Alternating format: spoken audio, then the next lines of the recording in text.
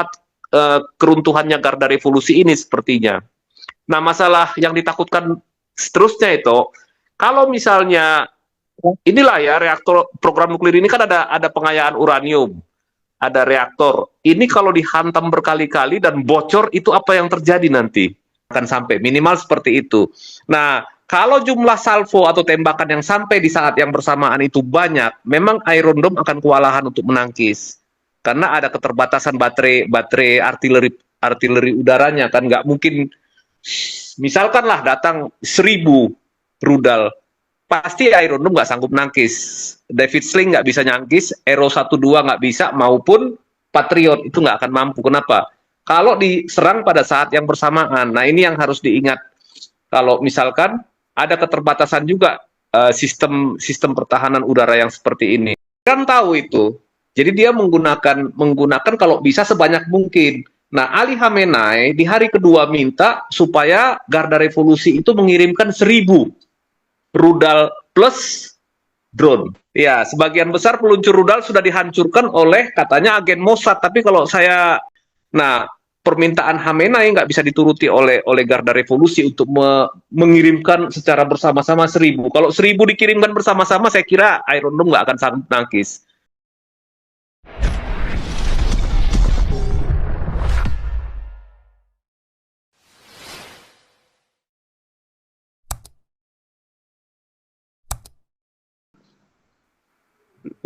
Selesai juga. Ini Ompung lalu Budora ya. Ompung silakan Ompung. Oke, kita lanjut tadi pertanyaannya Pak Andi, kenapa Jordania nggak bantu? Jordania ada bantu hari kedua ketika Iran menyerang. Tapi yang harus diingat, memang ini kita harus lihat, ya ini udah taktik ini ya, taktik perang udara. Jadi kemarin tuh kan Iran pertama kali meluncurkan drone bunuh diri. Nah, itu kecepatannya kira-kira 150 km per jam. Terus drone diluncurkan kira-kira 100 ya. Terus kemudian baru dia meluncurkan apa? Rudal balistik. Jadi yang rudal yang masuk ke atmosfer dulu baru turun lagi. Itu kecepatannya sekitar 500 sampai 600 km per jam. Jadi nanti diperkirakan di waktu yang sama, kalau bagi yang belajar fisika itu kan ngerti ya, ini akan ketemu dan menghantam tanah secara bersama-sama. Jadi jumlahnya itu bisa sampai 200 yang akan sampai, minimal seperti itu. Nah, kalau jumlah salvo atau tembakan yang sampai di saat yang bersamaan itu banyak, memang Iron Dome akan kewalahan untuk menangkis. Karena ada keterbatasan baterai artileri udaranya kan, nggak mungkin. Misalkanlah datang 1.000 rudal, pasti Iron Dome nggak sanggup nangkis. David Sling nggak bisa nyangkis, Aero 12 nggak bisa, maupun Patriot itu nggak akan mampu. Kenapa? Kalau diserang pada saat yang bersamaan. Nah, ini yang harus diingat. Kalau misalkan ada keterbatasan juga sistem pertahanan udara yang seperti ini. Nah, kemudian itu udah jelas ya. Kemudian Iran tahu itu. Jadi dia menggunakan kalau bisa sebanyak mungkin. Nah, Ali Khamenei di hari kedua minta supaya Garda Revolusi itu mengirimkan 1.000 rudal plus drone. Tetapi di hari pertama, sebagian besar peluncur drone dan rudal.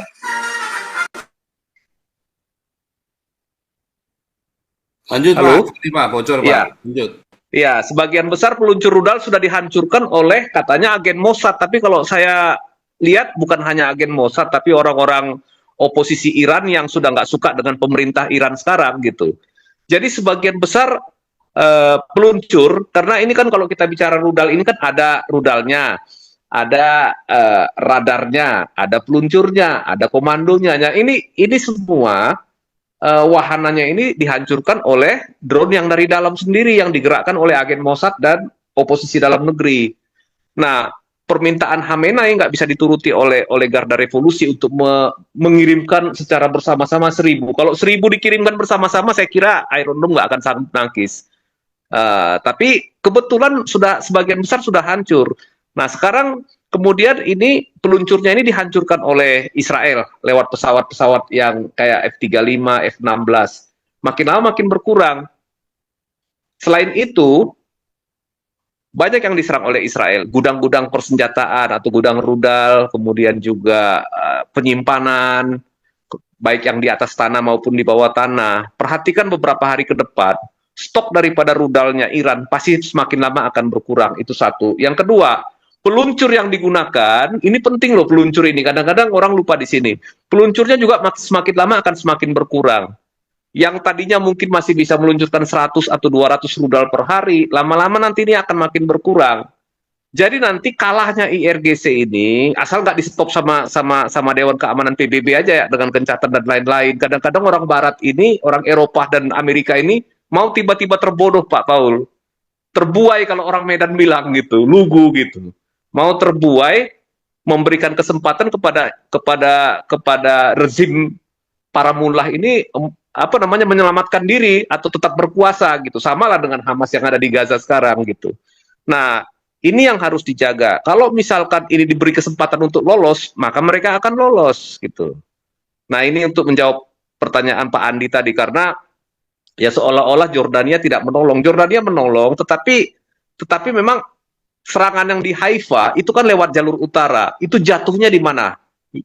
Sebagian drone yang ditembak oleh pesawat-pesawat jet Israel itu jatuhnya di Suriah. Jadi sebisa mungkin sepertinya Iran itu menghindari wilayah udara Jordania. Dia lebih baik memilih jalur lewat Suriah karena memang sasarannya itu adalah Haifa yang di utara. Kecuali kalau dia mau menyerang misalnya di Yerusalem atau tepi barat gitu ya, atau ini apa namanya? Atau yang di Israel Tengah. Mungkin dia akan mau tidak mau harus melewati Jordania. Nah, masalah rudal kan itu dikatakan bahwa rudalnya balistik yang canggih kayak semacam Ghadar 1 atau Fajar 1. Tetapi kalau melihat basicnya itu, dia tetap menggunakan rudal Sahab 3 yang seperti yang digunakan bulan April sama bulan Oktober tahun lalu. Ya, cuman mungkin sekarang ini rudal Sahab 3 itu diberi apa? Diberi bahan peledak lebih banyak di hulu ledaknya. Kalau dulu mungkin sekitar 500 kg, kalau sekarang bisa mengangkut antara 700 sampai 1000. Terus kalau mau diperluas bisa mengangkut sampai 1.700 gitu. Nah, kalau dikatakan bahwa itu betul-betul rudal hypersonic seperti yang dalam konteks yang real gitu, saya sih nggak terlalu yakin. Tetapi kalau misalkan hulu ledaknya ditambah, ya itu mungkin gitu. Nah, kemudian berita di Konoha Indonesia ini melebih-lebihkan seolah-olah rudal ini bisa bergerak sendiri, berbelok-belok gitu ya.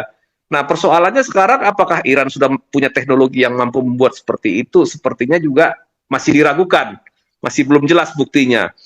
Paling-paling dia menggunakan teknologi yang digunakan oleh Iran ini adalah teknologi rudalnya yang milik Cina sebetulnya sama Korea Utara. Milik Cina sama Korea Utara diadopsi, ya diganti misalkan, ya sama lah kalau di Konoha misalnya mobil Cina diganti jadi SMK misalnya gitu ya. Kira-kira begitu Pak Paul ininya. Dasarnya gitu. Nah ini yang sebetulnya sekarang ini masih terjadi perang propaganda, ya perang propaganda. Tetapi nanti ketika Iran sudah kehabisan rudal atau kehabisan peluncur, maka propagandanya akan semakin berkurang. Kenapa? Karena sulit dibuktikan. Orang akan semakin lama tahu bahwa itu adalah apa? Adalah hoax atau kebohongan. Kalau sekarang masih bisa dengan mengatakan bahwa, makanya saya heran ya, lihat pengamat kok perempuan kok sadis banget ya. Justru dia kehancuran itu justru yang ditepuk tanganin gitu. Itu pengamat dari mana? Dari BINUS itu kalau nggak salah itu. Dokter juga sepertinya gitu. Kok ini dokter kok kemampuan analisanya cuma segini gitu, nggak bisa. Dia alusista aja dia nggak ngerti gitu ya sistemnya bagaimana. Terus dia mengatakan seperti itu. Wah ini Israel sudah lemah, sudah begini gitu ya. Nah jadi kalau kita lihat ke depannya ini, ya mudah-mudahan saja Prancis, Inggris itu tidak apa namanya ya, tidak ragu-ragu gitu. Karena kebetulan sekarang ada sedikit sisi lemahnya Iran ini di mata NATO atau Eropa. Kenapa? Waktu perang Ukraina, rudal Shahid ini itu dikirim ribuan ke Rusia untuk menghantam tentara Ukraina yang didukung oleh NATO, yang didukung oleh Inggris, Jerman dan negara-negara Eropa Barat gitu. Nah, ini yang membuat sekarang kesulitan bagi Iran ini untuk menggalang dukungan dari negara-negara Eropa Barat untuk menghantam ataupun membuat citra Israel itu semakin jelek di mata publik dunia. Nah, ini di sini Pak Paul ininya letaknya gitu. Nah, kecuali ya kemarin tentang isu Palestina, ya itu memang bisa. Tetapi kalau dalam soal ini, kebetulan sebelumnya ada konflik Ukraina ini, ya konflik Ukraina ini banyak menggunakan senjata buatan Iran. Begitu kira-kira Pak Paul. Silakan Pak Paul. Ini Ibu Dora dulu nih, Ibu Dora nih. Ibu Dora, Eh, ya, salam semuanya, salam. Dengar Pak Paul. ya lanjut. Ya, ini tadi ini Opung Toba, Pak Teddy, Pak SK sudah memaparkan dari segi militer ya. Nanti ada Opung Toba, aku mau tanya ya, jangan pulang dulu dari rapot tua kita nih ya. Opung Toba, dengar aku Pak Ya, Opung Toba. siap. Oh, Ada. Kutunggu pun, kutunggu, tenang aja. Danke. Ini saya tadi dari segi militer, tapi ini dari sisi lain ya. Saya lihat banyak orang-orang Israel buat vlog-vlog untuk menyuarakan perdamaian dengan mengajak masyarakat Islam dan negara-negara Palestina, Gaza untuk menyuarakan perdamaian dengan membuat lagu ya. Saya salut ya melihat Israel ini bagaimana menghadapi musuh-musuh itu ya. Karena dari sinilah itu sebenarnya Pak Paul yang bisa mencerahkan semua. Tapi sedikit saya bilang, bagaimana Tuhan itu sendiri mengajarkan mereka untuk mengalahkan musuhnya dari segala sisi ya. Dari segi militer, dari segi bernyanyi waktu menumbangkan tembok Yeriko, dan itu semuanya tangan Tuhan. Bagaimana ini generasi ke generasi, saya ada positifnya lihat ya, banyak vlog-vlog sekarang orang Yahudi menyebar di TikTok menyuarakan perdamaian dengan mengajak Palestina yang Islam ini untuk sama-sama bernyanyi menyuarakan perdamaian. Kedua, Opung Toba, saya mau tanya, tadi Opung Toba menyinggung mengenai masalah stasiun apa ya, nuklir station itu ya Opung Toba. Karena saya dengar juga banyak yang tangan-tangan yang di dalam nuklir power station di Iran ini ya. Apakah ini akan berpengaruh kalau ini dihancurkan? Karena kita tahu kan power station nuklir ini bagi Iran adalah kekuatan besar bagi mereka ya. Yang kedua tadi Pung Toba katakan itu senjata mereka itu kan bukan hanya dari Cina, saya pernah baca, tapi dari Rusia juga mereka menyedot ya. Nah, kalau power station ini mereka jual juga ke Eropa, ke Asia, ke Amerika. Nah, inikah apakah kalau ini dihancurkan, apakah ini akan membuat Perang Dunia Ketiga semuanya terbakar gitu? Gimana Opung Toba? Ya, tes suara. Jadi begini Ya, itu. Jadi kalau misalkan melihat situasi sekarang, kalau pembangkit listrik seperti di Buser itu nggak terlalu diserang berkali-kali oleh Israel karena dia juga mungkin ya, ini bisa saja saya salah gitu. Mungkin dia juga tidak mau membuat rakyat Iran begitu menderita kekurangan listrik. Tapi hari ini saya lihat air minum untuk kota Teheran udah dihajar juga tadi pagi. Terus kemudian ya, malam ini saya terima berita dari teman di sana itu stasiun TV Iran sudah dirudal juga. Jadi sama sekali tidak ada lagi berita-berita propaganda yang bisa dipaksakan untuk membodohi rakyat Iran atau menteror rakyat Iran lewat media-media yang dikuasai oleh pemerintah gitu. Jadi ada beberapa perkembangan yang ya dari waktu ke waktu ini makin jelas. Nah, kalau mengenai program nuklir ini ada 9 atau 10 itu program nuklir ini yang harus diperhatikan oleh oleh Israel, dalam arti itu ada misalkan ya situs pengayaan uranium tuh, kemudian riset, reaktor-reaktor buat riset, kemudian tambang-tambang uranium. Kebetulan Iran ini punya cukup banyak uranium gitu ya. Kemudian yang diincar satu lagi oleh tentara IDF itu adalah situs-situs militer, misalkan peluncur rudal, stok tempat penyimpanan ya. Kemudian juga apa namanya? Ya, gudang-gudang persenjataan. Kadang ngelihat angkatan daratnya Rusia, mereka punya banyak pasukan ya, hampir 1,5 juta orang. Kemarin tadi saya lihat videonya dari TV luar, itu melihat mereka itu seperti nggak ngerti mau ngapain gitu. Ini pasukan sebanyak ini akhirnya mereka kumpul di sekitar mobil yang digunakan sebagai peluncur rudal. Ya begitu begitu drone ataupun pesawat Israel lihat langsung dihajar itu dengan bom, hancur itu semuanya gitu. Jadi itu yang terjadi. Jadi saya kira korban dari tentara Garda Revolusi Iran ini juga cukup banyak karena mereka ini kok justru malah berdiri di samping ini mobil ataupun wahana yang digunakan untuk meluncurkan rudal-rudal balistiknya Iran ini. Sepertinya tentara Iran ini sudah kehilangan rantai komando dari atas. Jadi adapun yang sekarang yang baru yang ditunjuk menjadi